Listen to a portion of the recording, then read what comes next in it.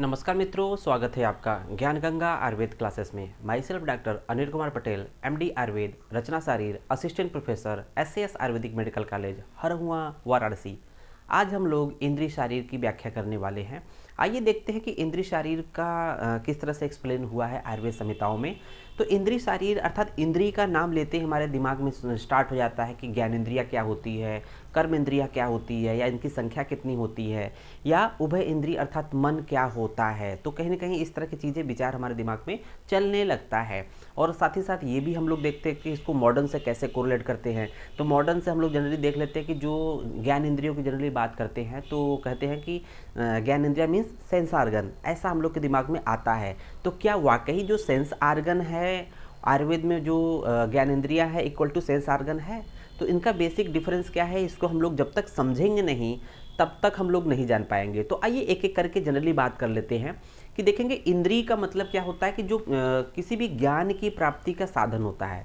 जो ज्ञान की प्राप्ति का साधन होता है, जो जैसे हम कोई चीज़ अगर बोल रहे हैं तो कोई सुन रहा है, तो जो सुनने का माध्यम है, जो हम बोल रहे हैं, अगर कोई सामने वाला सुन रहा है तो इसका मतलब कि जो जिसके थ्रू जो है, जिसके माध्यम से हमें सुनाई देता है किसी की बात, तो उसको हम बोलते हैं इंद्री। तो इंद्री क्या होती है? ज्ञान की प्राप्ति का साधन होता है। तो एक तरह से हम लोग इसको इस तरह से भी कह सकते हैं, जैसे हमें एक स्थान से दूसरे स्थान पर जाना होता है तो जो हम जनरली जिन व्हीकल का उपयोग करते हैं वो हमें एक तरह से हमारा साधन के रूप में उपयोग करते हैं, चाहे वो साइकिल हो, चाहे टू व्हीलर हो, चाहे फोर व्हीलर हो। तो इस तरह हम लोग देखते हैं कि जो इंद्रियां होती है वो ज्ञान के प्राप्ति के साधन होती हैं। और जब इस तरह की बात आती है तो दो तरह के विभाग की इंद्रियों को जनरली कर देते हैं, ज्ञान इंद्रिया और कर्म इंद्रिया। एक उभय इंद्रिय होता ही है। तो ज्ञान इंद्रिया क्या होता है? जिनसे हमें ज्ञान की प्राप्ति होती है। कर्म इंद्रिया क्या होती है? कर्म से रिलेटेड होता है, जो हम लोग कर्म करते हैं, चलना फिरना, खाना पीना, मलमूत्र का विसर्जन करना या स्पर्श ग्रहण करना, ये क्या होती हैं? एक तरह से ये कर्म इंद्रिय हैं। तो देखेंगे ज्ञान इंद्रिया, कर्म इंद्रिया, उभयेंद्रिय, मन, किस तरह से जो ज्ञान इंद्रिय और कर्म इंद्रिय के बीच में कनेक्टिंग लिंक है, मन है, कैसे एक्सप्लेन है, इसके बारे में हम लोग बात करेंगे। फिर बात करते हैं कि क्या जो सेंस आर्गन जो मॉडर्न में डेवलप है, मॉडर्न में जो कॉन्सेप्ट है कि सेंस आर्गन जैसे आई है, ईयर है, नोज़ है, टंग है, इस तरह के जो सेंस आर्गन की बात की, क्या वही आयुर्वेद में इंद्रिय है? तो इसको कहेंगे नहीं, क्योंकि जो वहाँ पर वर्णित है वहाँ पर एक तरह से जो जो दिखाई देता है, जैसे नोज है, ये पार्ट नोज जो मॉडर्न में एक तरह से एक्सप्लेन है, आयुर्वेद में उसको हम लोग इंद्रिय अधिष्ठान बोलते हैं। तो उनको बोलते हैं कि वो इंद्रिय नहीं है, नासा इंद्रिय नहीं है, लेकिन हाँ इसी में आश्रय लेकर घ्राण इंद्रिय या नासा इंद्रिय रहती है। तो ये मानते हैं कि जो एक्सटर्नल अपीयरेंस या जो विसरा है या अवयव है, चाहे नाक है, कान है, आँख है, ये जैसे आँख की बात करें, नाक की बात करते, ये एक तरह से नासा या श्रवण इंद्रिय नहीं है। नासा या एक तरह से श्रोत्र इंद्रिय, श्रवण इंद्रिय नहीं है। घ्राण इंद्रिय इसको बोलेंगे नासा को। तो ये घ्राण इंद्रिय नहीं है, मीन्स नासा इंद्रिय नहीं है, क्योंकि इसमें पर्टिकुलर इंद्रिय स्थान करके रहती है। मीन्स ये इंद्रियों का आश्रय है, चाहे आँख देख रहे हो, कान देख रहे हो, नाक देख रहे हो, ये इंद्रियों के आश्रय हैं। ये आयुर्वेद में हम लोग को समझना जरूरी है। तो इसकी बात हम लोग इंद्रिय पंचक के अंतर्गत करेंगे। आइए शुरू करते हैं इंद्रिय शारीर के अंतर्गत। सबसे पहले देखते हैं इंद्रिय शब्द की निरुक्ति। इंद्रिय शब्द का मीनिंग क्या है उसके बारे में देखेंगे। इंद्रिय शब्द की निरुक्ति किससे बना है इंद्रिय शब्द? तो हम लोग देखते हैं इंद्रिय जो है, इंद्र आत्मा तस्य साधनम इंद्रियम, अर्थात जो इंद्रिय शब्द है, इंद्रिय में इंद्र शब्द है। तो इंद्र का मतलब होता है कि आत्मा। इंद्र का क्या मीनिंग होता है? आत्मा, इंद्र आत्मा। तो आत्मा जनरली हम लोग जब बात करते हैं तो जैसे कहते हैं ना कि जब तक किसी व्यक्ति में आत्मा है, अर्थात चेतना, आत्मा को हम लोग चेतना कहते हैं कि जब तक व्यक्ति जीवित रहता है, इसका मतलब उसमें आत्मा या चेतना रहती है, उसको ज्ञान की प्राप्ति होती रहती है। जैसे ही आत्मा निकल जाती है, व्यक्ति मृत हो जाता है, उसको मारिए पीटिए, उसको कोई सेंस नहीं होता, उसको कोई चेतना नहीं होती है। मीन्स आत्मा को ज्ञान होता है, आत्मा को या इंद्र को ज्ञान होता है। तो जो ज्ञान का साधन है, जो ज्ञान का, ये एक तरह से आत्मा का क्या कार्य है कि ज्ञान की प्राप्ति या चेतना, आत्मा को चेतना भी कहते हैं। जब शरीर से निकल जाता है तो व्यक्ति मृत हो जाता है, मीन्स निश्चेतन हो जाता है। तो यहाँ देखेंगे कि इंद्रिय शब्द इंद्र से बना है। इंद्र का मतलब आत्मा भी होता है। आत्मा जो है, आत्मा का क्या कार्य है कि ज्ञान की प्राप्ति होना। अब देखेंगे तस्य साधनम, मीन्स जो ज्ञान का साधन है उसे इंद्रिय कहते हैं। ज्ञान का साधन क्या है? आत्मा या इंद्र जो है उसको हम लोग ज्ञान मिलता है। तो जो ज्ञान का साधन है, इंद्रिय शब्द इंद्र या आत्मा से बना हुआ है। तस्य साधनम इंद्रियम, अर्थात जो ज्ञान का साधन है उसको हम लोग इंद्रिय शब्द से नाम देते हैं। ठीक है, उसके बाद देखते हैं इंद्रिय की परिभाषा। तो इंद्रिय की परिभाषा क्या है, इसको डिफाइन कैसे करेंगे, क्योंकि सिलेबस में बोला गया है डिफिनीशंस ऑफ इंद्रिय। इंद्रिय की परिभाषा क्या है, तो यहाँ देखेंगे एक श्लोक आया है, इंद्र प्राण आयतनस्य।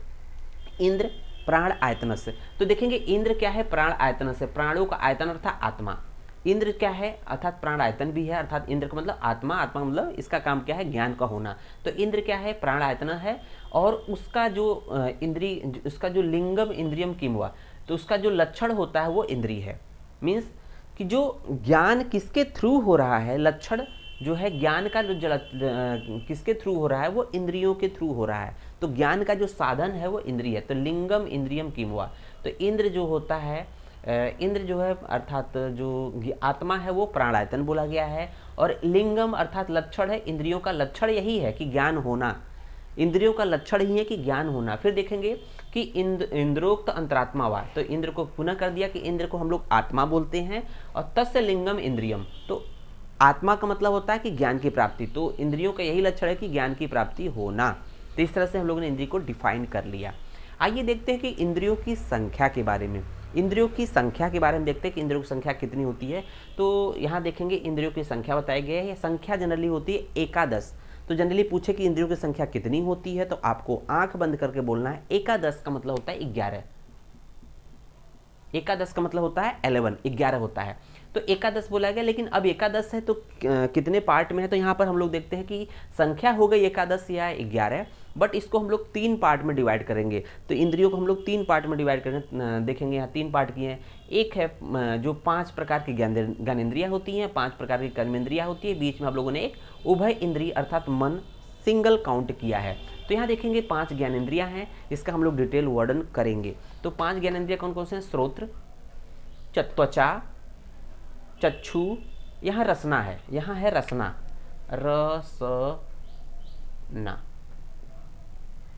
रसना अर्थात जिह्वा से संबंधित है। देखेंगे श्रोत्र है, त्वचा है, चक्षु है, रसना है, घ्राण है। तो घ्राण का मतलब क्या होता है कि नासा से संबंधित जो घ्राण, जो सूंघने की काम होता है वो घ्राण इंद्रिय से होता है। देखेंगे श्रोत्र इंद्रिय, त्वचा त्वक इंद्रिय, त्वचा इंद्रिय, चक्षु इंद्रिय अर्थात नेत्र के लिए बोला गया है, रसना इंद्रिय अर्थात जिह्वा के लिए बोला गया जिसकी सहायता से हम बोल रहे हैं, और देखेंगे घ्राण इंद्रिय अर्थात जो सूंघने का काम करती है। उसके साथ साथ देखेंगे 5 कर्मेंद्रियों के बारे में बात कर रहे हैं। तो 5 कर्मेंद्रियां कौन कौन से, वाक, हस्त, पाद, पायु, उपस्थ। वाक, वाक का मतलब होता है बोलना, वाक का मतलब होता है बोलना। इसका कर्म क्या है, वाक इंद्रिय का क्या काम है, वाक जो कर्म इंद्रिय है उसका क्या काम है, बोलना। हस्त मतलब हाथ, हाथ जो कर्म इंद्रिय है, हाथों द्वारा कर्म करते हैं, तो उसका क्या काम है, ग्रहण और धारण, कोई चीज़ लेना उसको धारण किया रहना, ग्रहण करना और धारण करना। पाद मतलब होता है गमन, मतलब पैरों का क्या काम है, गमन अर्थात चलना फिरना। पायु, पायु का मतलब होता है गुद, पायु का मतलब होता है गुद, गुद का क्या काम है, मल का त्याग करना, तो मल त्याग, पायु का मतलब गुद। और उपस्थ, उपस्थ का मतलब होता है आनंद प्लस विसर्ग, तो जो भी मैथुन क्रिया होती है आनंद प्लस विसर्ग, विसर्ग का मतलब हो जाएगा कि मल और मूत्र और शुक्र का विसर्ग, तो मूत्र और शुक्र का विसर्ग बोला गया है। एक तरह से ये कर्म इंद्रियों के, 5 कर्म इंद्रियों के नाम और 5 कर्म इंद्रियों के अलग अलग कर्म बताए गए हैं। फिर यहाँ देख रहे होंगे बीच में एक उभय इंद्रिय है, इसका हम लोग अलग से वर्णन करेंगे क्योंकि वहाँ पर सिलेबस में बोला है कि उभय इंद्रिय अर्थात मन को डिस्क्राइब करें, और साथ ही साथ ज्ञानेंद्रियों को भी अलग से डिस्क्राइब करने को बोला है कि जो भी ज्ञानेंद्रियां हैं, आयुर्वेद में जो कुछ वर्णित है, जो ज्ञानेंद्रियों का अधिष्ठान उसके बारे में वर्णन को बोला है, तो उसको हम लोग अलग से भी नेक्स्ट आगे वाले लेक्चर में पढ़ेंगे। फिर देखते हैं कि जनरली जब इंद्रियों की बात कर रहे हैं, तो इंद्रियों की बात करते हैं तो इंद्रियों का काम क्या है कि ज्ञान की प्राप्ति कराना। तो ज्ञान के साधन कौन से होती हैं, इंद्रियां होती हैं। जब भी हमें ज्ञान होता है इसका मतलब उसमें इन्वॉल्व किसका होता है, इंद्रियों का रोल होता है। तो ज्ञान उत्पत्ति का क्रम क्या होता है और ज्ञान की उत्पत्ति कैसे होती है। तो ज्ञान की उत्पत्ति के क्रम में सिंपली हम लोग एक सीक्वेंस देखते हैं कि आत्मा का मन से, जब आत्मा का मन से, मन का इंद्रिय से, इंद्रिय का उनके अर्थ अर्थात विषयों से संयोग होता है। सिंपली कह रहे एक सीक्वेंस है, आत्मा का मन से, मन का इंद्रियों से, और इंद्रियों का उनके विषयों से, मीन्स पर्टिकुलर इंद्रिय का उसके जो विषय या अर्थ होते हैं, हर एक इंद्रिय का अपना एक एक विषय अर्थ होता है जिसको हम लोग इंद्रिय पंचक में देखेंगे। मीन्स हम उसके बारे में बात देखेंगे बाद में। तो यहाँ देखेंगे आत्मा का मन से, मन का इंद्री से, इंद्री का इंद्रियात से जब संयोग होता है तो उस कंडीशन में क्या होता है कि जो मन और मन समेत इंद्रियां क्या करती है कि एक संकल्पना करती है। मन संकल्प करता है कि अब जो ये संयोग हो रहा है, ये अर्थात ये इनका संयोग होने के बाद एक बुद्धि निश्चयात्मक होती है, मतलब एक डिटरमाइन होता है कि कोई चीज़ हमारे लिए बेनिफिशियल है या हार्मफुल है। मीन्स जब ये बुद्धि निश्चयात्मक, किस प्रकार की बुद्धि होगी? बुद्धि दो प्रकार की होगी। यहाँ पर देखेंगे एक से लाभ हो सकता है कि कुछ क्रिया ऐसी होती है जिससे लाभ होता है तो उसको हम लोग करते हैं, कुछ क्रिया हानि होता है तो उसको नहीं करते हैं। इस तरह से यहाँ पर कर्म किया जाता है या ज्ञान की प्राप्ति। तो बुद्धि का मतलब ज्ञान। तो यहाँ पर आत्मा मन इंद्रिय और इंद्रियात का जब संयोग होता है तो ज्ञान की प्राप्ति होती है। तो देखते हैं कि ज्ञान की प्राप्ति किस प्रकार से होती है।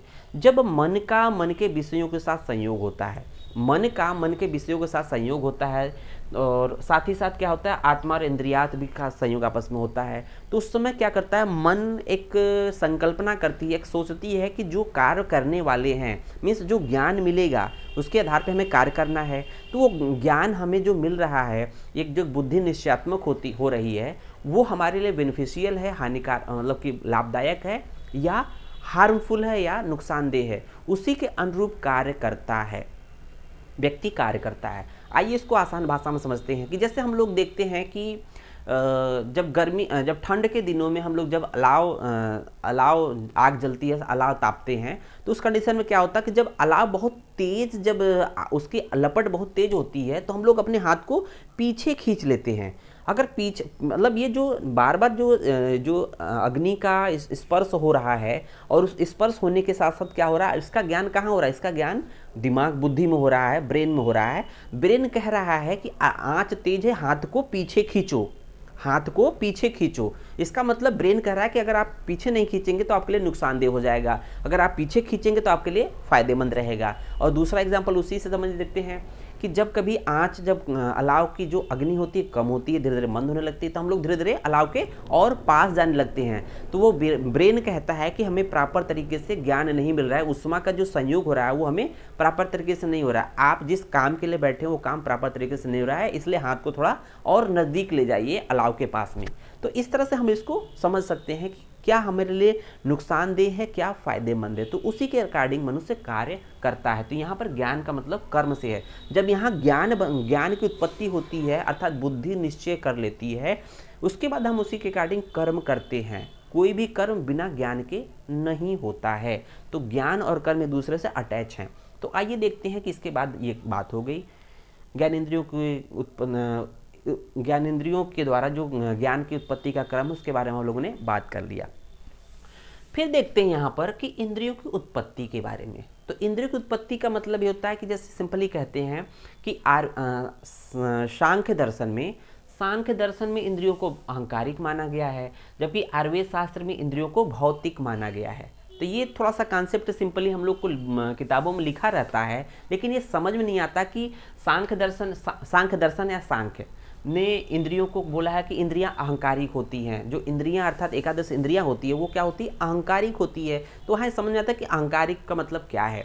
फिर देखा जाता है कि आयुर्वेद शास्त्र में आता है, आयुर्वेद शास्त्र मतलब चरक सुश्रुत में जो वर्णित जो इंद्रियां हैं, वो चरक सुश्रुत ने इंद्रियों को क्या माना है, भौतिक माना है। तो यहाँ पर अहंकारिक और भौतिक का मीनिंग जानना जरूरी है कि क्यों सांख्य ने इंद्रियों को अहंकारिक बोला है, क्यों चरक सुश्रुत या आयुर्वेद शास्त्र में इंद्रियों को भौतिक माना गया है। तो आइए इसी बात को क्लियर करने के लिए हम लोग यहाँ पर एक फ्लो चार्ट बनाए हैं, इसको हम लोग समझ लेते हैं। तो यहाँ देख रहे होंगे इंद्रियों की उत्पत्ति। हम लोग सिंपली जब इंद्रियों की उत्पत्ति देखते हैं कि किससे उत्पन्न हुआ है, किससे उत्पन्न हुआ, उसी के बेसिस पे देख लेंगे। तो एक्चुअली जो ये उत्पत्ति का क्रम है, अल्टीमेट ये सृष्टि की उत्पत्ति के क्रम में देखा जाता है। जब सृष्टि की उत्पत्ति के क्रम में कहीं ना कहीं इंद्रियों की उत्पत्ति क्रम भी काउंट हो जाता है। देखेंगे यहाँ पर पहले अव्यक्त से महान की उत्पत्ति होती है।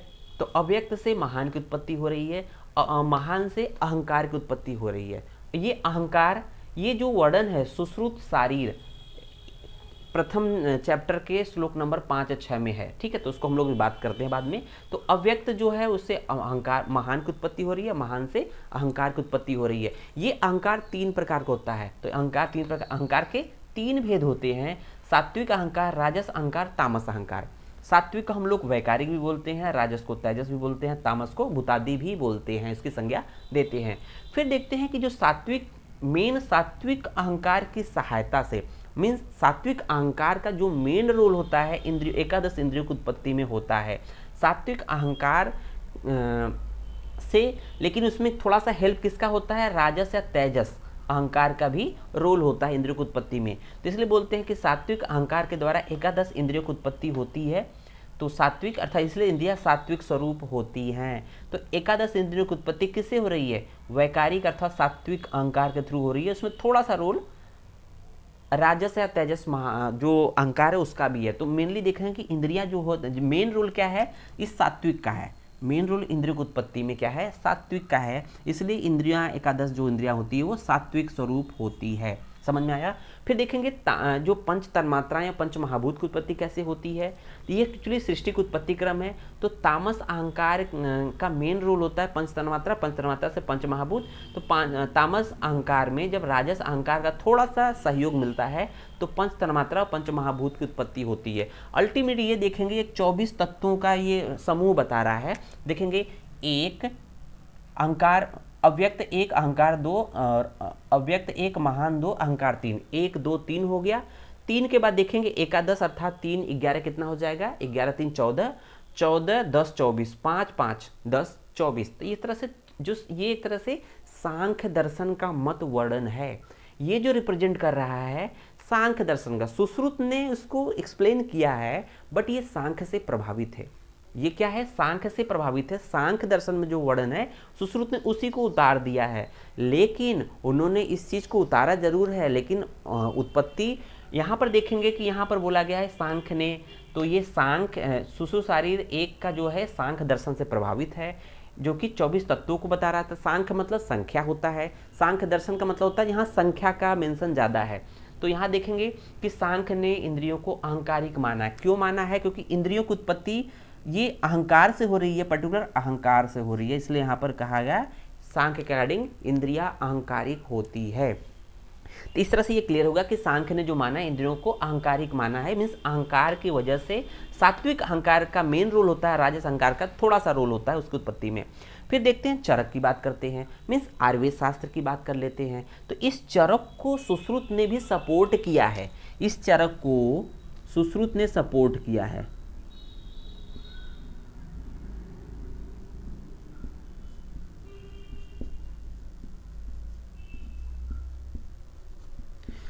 चरक का जो मत है उसको सुश्रुत ने भी सपोर्ट किया था, उसमें अपना मत कहा कि नहीं हम भी सहमत हैं आपके मत से। यहाँ पर किसी भी वजह से उन्होंने सांख्य के मत को जरूर दे दिया बट इसके मत को माना नहीं है।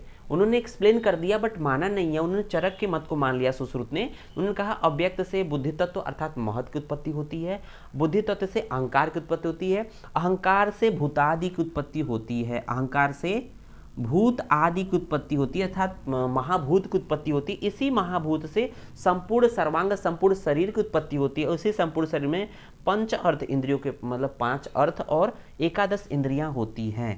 तो इस तरह से देख रहे होंगे कि यहाँ पर चरक के अकॉर्डिंग जो इंद्रियों की उत्पत्ति भूत से हुई है, भूतादि से हुई है। इसलिए आयुर्वेद शास्त्र या चरक सुश्रुत ने इंद्रियों को भौतिक माना है। तो भौतिक या अहंकार मतलब पर्टिकुलर सांख्य ने उसकी उत्पत्ति अहंकार से मानी है, चरक और सुश्रुत ने उसकी उत्पत्ति भूतादि अर्थात महाभूतों से मानी है, इसलिए उन्होंने भौतिक माना है। इस तरह से हम लोग का ये कॉन्सेप्ट क्लियर हो जाता है। फिर देखते हैं कि इंद्रियां अनुमान जन्य होती हैं। इंद्रियां क्या होती है, अनुमान जन्य। बोला गया है आयुर्वेद शास्त्र में कि इंद्रियां अनुमान जन्य हैं। प्रत्यक्ष नहीं बोला है कि हम सामने किसी के नाक को देख रहे हैं, इसका मतलब कि जो नाक से संबंधित इंद्रिय सूंघने की इंद्रिय है वो हम डायरेक्ट देख रहे हैं, नहीं। हम जो देख रहे हैं एक्चुअली वो इंद्रिय नहीं है, वो इंद्रिय का अधिष्ठान है, इंद्रिय का आश्रय है। ठीक है, तो यहाँ पर बोला गया है कि जो हम देखते हैं वो इंद्रिय का अधिष्ठान है। जैसे नाक क्या है, जो घ्राण इंद्रिय का अधिष्ठान है। आँख क्या है, एक तरह से चक्षु इंद्रिय का अधिष्ठान है। और जो कर्ण क्या है वो श्रवण इंद्रिय का अधिष्ठान है। मीन्स ये एक तरह से उसमें इंद्रिय आश्रित रहती है, नाक में आश्रित रहती है, कर्ण में आश्रित रहती है। ये आर्गन, ये जो आर्गन या विसरा है ये इंद्रिय नहीं है, इंद्रियों के अधिष्ठान है। इसलिए बोला गया इंद्रियां को हम लोग मानते हैं इनके जो कर्म होते हैं। जैसे आंख का कर्म है, आंख का कर्म है कि देखना। अगर जो देख रहे हैं वो मान लेते हैं कि इसका किसकी वजह से हो रहा है, ये चक्षु इंद्रिय के द्वारा हो रहा है। बट ये जो आई बाल है वो एज ए ऑर्गन है, वो क्या है, एक तरह से चक्षु इंद्रिय का अधिष्ठान है। इसलिए इंद्रियों को अनुमान जन्य बोला गया है, न कि प्रत्यक्ष बोला गया है। प्रत्यक्ष नहीं बोला गया है, प्रत्यक्ष नहीं बोला गया है, प्रत्यक्ष नहीं बोला गया है। ठीक है, तो इसको हम लोग कट कर देते, प्रत्यक्ष नहीं बोला गया है। इस तरह से हम लोग का बेसिक जो इंद्रियों से संबंधित इंद्रिय शारीर के कॉन्सेप्ट हम लोगों ने क्लियर कर लिया। अब इसके आगे एक एक करके ज्ञान इंद्रियों का एक्सप्लेन करेंगे, साथ ही साथ जो उभय इंद्रिय था तो मन को एक्सप्लेन करेंगे। आयुर्वेद शास्त्र में वर्णित जो भी इंद्रिय अधिष्ठान है उसके बारे में हम लोग बात करेंगे, चाहे वो कर्ण हो, चाहे नासा हो, चाहे वो आपका घ्राण हो। तो इस तरह की चीज़ें हम लोग बात करेंगे। धन्यवाद।